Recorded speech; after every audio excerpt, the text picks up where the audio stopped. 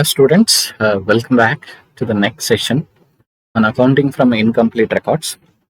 So, in the previous class, we discussing the term problems on conversion method. So, with the given information, we prepare trading and profit and loss account of proprietor.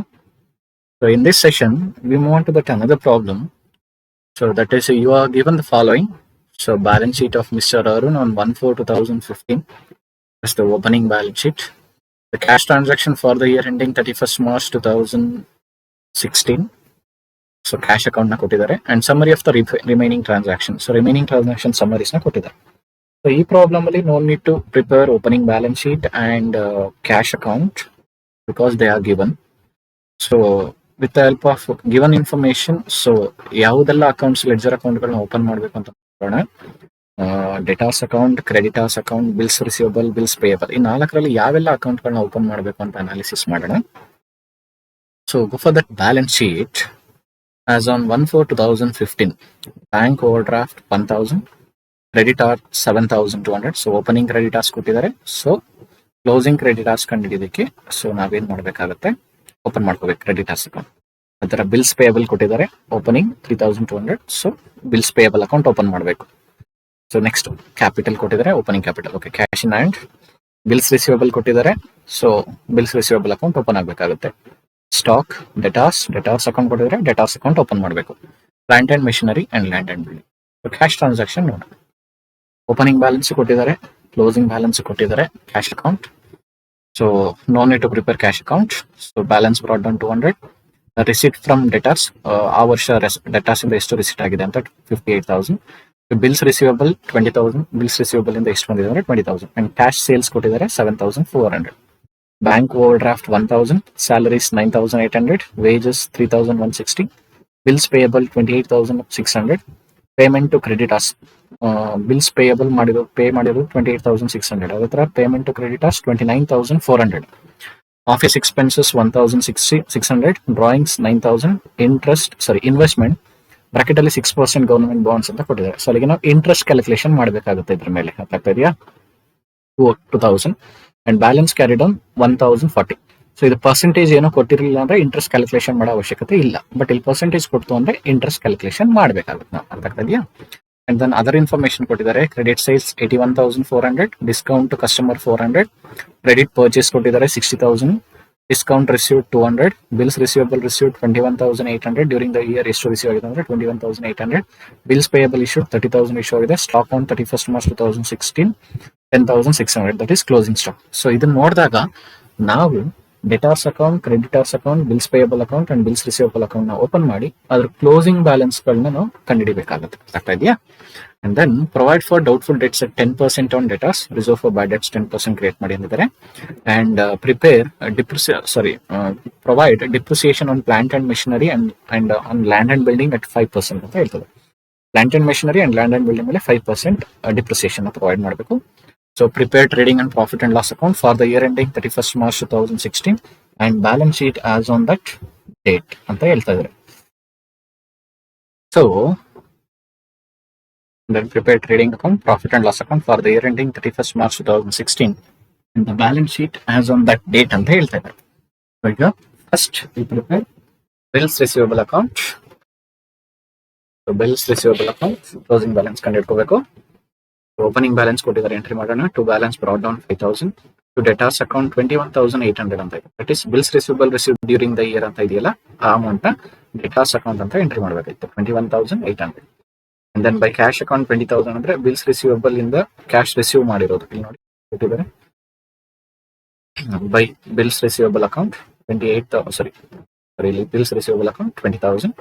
So ಅದನ್ನ entry ಮಾಡಿದ್ವಿ. Cash account 20,000. Total ಮಾಡಿದಾಗ debit side 26,800, posted towards credit side 26,800. The difference is 6,800. By balance carried on balancing figure. ಅದೇ ತರ total debtors account open ಮಾಡೋಣ. Particulars amount opening balance ಕೊಟ್ಟಿದ್ದಾರೆ. To balance brought down 7,800. To credit sales problem ಅಲ್ಲಿ ಅವರೇ ಕೊಟ್ಟಿದ್ದಾರೆ 81,400. Then by credit side ಅಲ್ಲಿ entry ಮಾಡೋಣ. By cash account 58,000. So cash account ಅಲ್ಲಿ ಇದೆ ನೋಡಿ ಇಲ್ಲಿ ಡೆಟಾರ್ಸ್ ಅಕೌಂಟ್ ಅಂತ. Receipt from debtors 58,000. So 58,000 by bills receivable account. So bills receivable account ಇಲ್ಲಿ debtors account ಅಂತ ಮಾಡಿದ್ವಿ. So 21,800. By discount allowed account 400. Total ಮಾಡಿದಾಗ ನಮಗೆ debit side 89,200, proceed towards credit side 89,200. The difference is 9,000. That is by balance carried on balancing figure ಅಂತ treat ಮಾಡ್ತೀವಿ. ಅದೇ ತರ bills payable account. So opening balance ಕೊಟ್ಟಿದ್ದಾರೆ, entry ಮಾಡೋಣ. By balance brought down 3,200.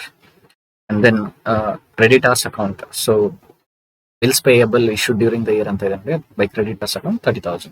So cash account ಅಲ್ಲಿ ಇದೆ bills payable ಅಂತ. So 28,600. Total ಮಾಡಿದಾಗ ನಮಗೆ credit side 33,200, proceed towards credit side, debit side 33,200.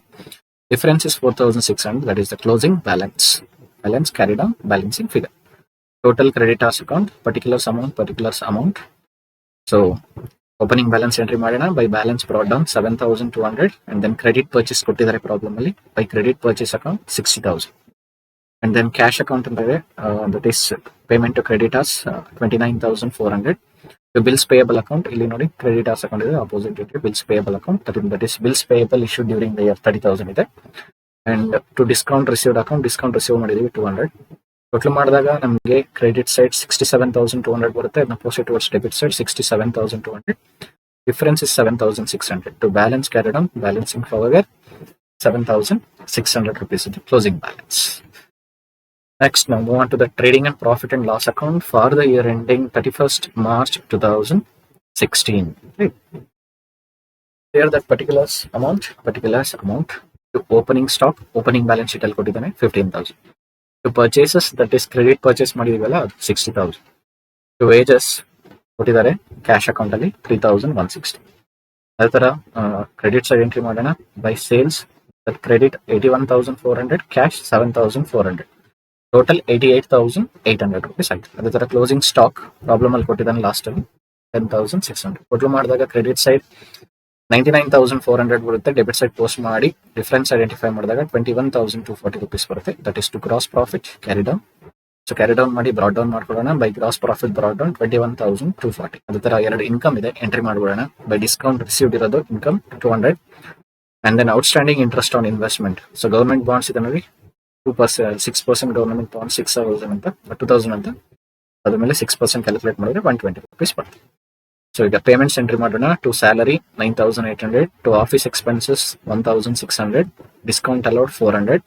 So reserve for bad debt 10% on debtors, closing debtors ಮೇಲೆ ಕಂಡಿಡಬೇಕು. 900 into 9,000 into, so that is closing debtors ಕಂಡಿಡ್ತೀವಲ್ಲ ನೋಡಿ ಇಲ್ಲಿ, ಇದ್ರ ಮೇಲೆ RBD ಕ್ರಿಯೇಟ್ ಮಾಡಬೇಕು. 10% ಆನ್ 9,900.